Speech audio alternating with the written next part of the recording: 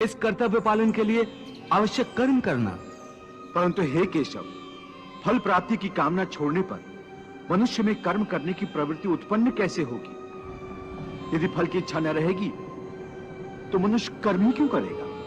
हे अर्जुन, जो साधारण मनुष्य फल की इच्छा से ही कर्म में प्रवृत्त होते हैं, वो सुख दुख आदि के चक्र में फंस जाते हैं। उनकी मन शांति नष्ट हो जाती है।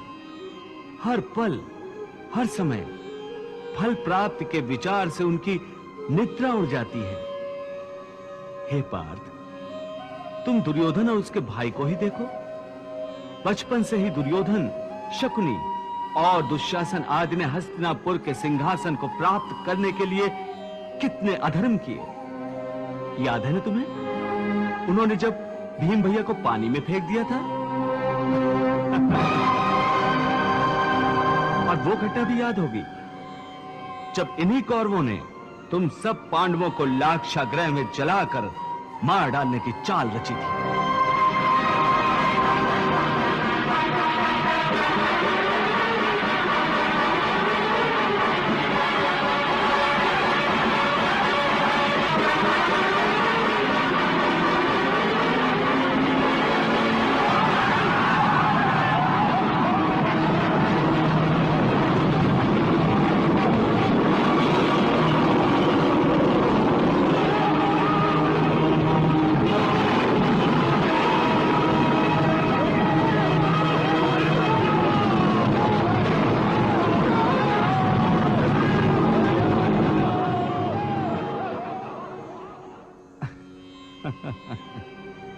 कैसी लाजवाब चाल थी उनकी। उस आग से तुम लोगों का जीवित बचकर निकलना असंभव था।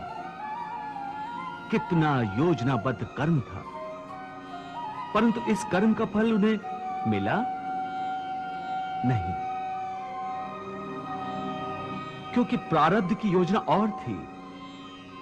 इस प्रकार उनकी इच्छा विरुद्ध जब सारे प्रयास विफल हो गए तो उन्होंने तुम सबको छल कपट से काम लेकर 12 वर्षों के वनवास और 1 वर्ष के अज्ञातवास में भेज दिया था।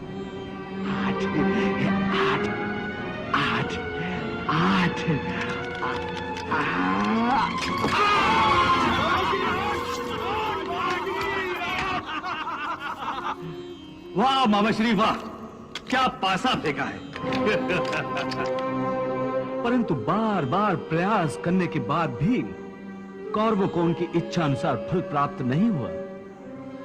वो ये भूल गए थे कि फल प्रारब्ध अनुसार मिलता है।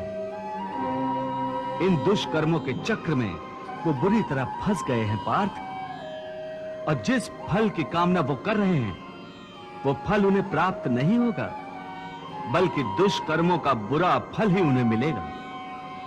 ये बात तुम सदा याद रखो।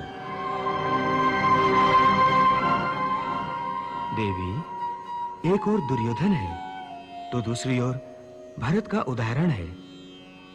एक ओर आसक्ति है तो दूसरी ओर निरासक्ति है। भरत को उनके भाई श्री राम ने सिंहासन सौंपा भी तो उसने स्वीकार नहीं किया, तो दूसरी ओर दुर्योधन ने अपने ही भाइयों का राज छल कपट से छीन लिया। भरत ने राज मिलने पर भी उसे स्वीकार करने के बदले श्री राम के न्यासी के रूप में उसे संभाला। यह है एक महान योगी का उदाहरण जो पूर्णतया निरासक्त है। और उधर देखो, आसक्ति और लोभ की दलदल में फंसा हुआ दुर्योधन। आओ द्रौपदी, आओ, आकर हमारी गोद में बैठ जाओ। भगवान श्री कृष्ण ठीक कह रहे हैं देवी। दुर्योधन को उनके कर्मों का फल भोगना ही पड़ेगा। हे पार्थ, जो कर्मयोगी होते हैं वो आसक्ति छोड़कर कर्म की सफलता और विफलता में समबुद्धि से काम लेकर योग द्वारा परमात्मा पर आस्था रखकर कर्म करते हैं। इसे ही समत्व योग कहते हैं।